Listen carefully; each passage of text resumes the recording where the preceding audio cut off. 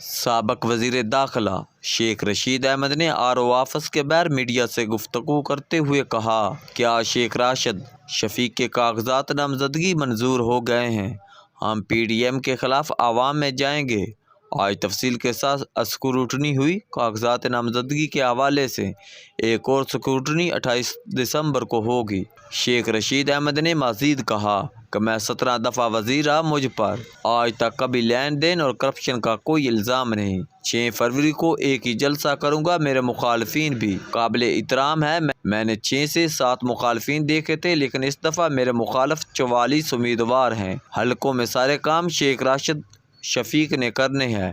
56 اور 57 بھی جیتیں گے۔ جنرل انتخابات میں قلم دوات کے نشان سے راولپنڈی کے 2 حلقوں سے الیکشن لڑیں گے۔ شیخ رشید نے کہا کہ 1 ماہ 6 دن سیاسی سرگرمیوں میں حصہ لیں گے۔ ہسپتال ماں بچہ نالالئی آر کالج کو مکمل کرنا مشن ہے۔ ماں بچہ ہسپتال 90% مکمل ہو چکا ہے۔ کالج کا افتتاح 6 فروری کو کریں گے۔ شیخ رشید احمد نے مزید کہا وزیر اعلیٰ پنجاب سے اپیل کروں گا کہ 6 فروری کو کالج میں اسٹاف بھیج دیں۔ میں نے اپنے حلقے میں 4 یونیورسٹیز اور 60 کالج تعمیر کروائے۔ میں نے راولپنڈی سے بدماشی اور قبضہ مافیا کا خاتمہ کیا۔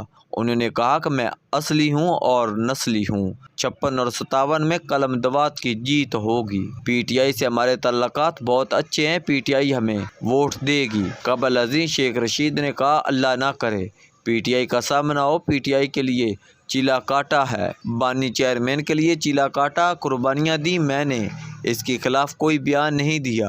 انہوں نے مزید کہا کہ میں اصلی ہوں اور نسلی ہوں، PTI کے ساتھ ڈٹا ہوا ہوں۔ PTI اور عوامی مسلم لیگ شروع سے اکٹھے ہیں۔ ہم نے کیا سیٹ ایڈجسٹمنٹ کرنی ہے۔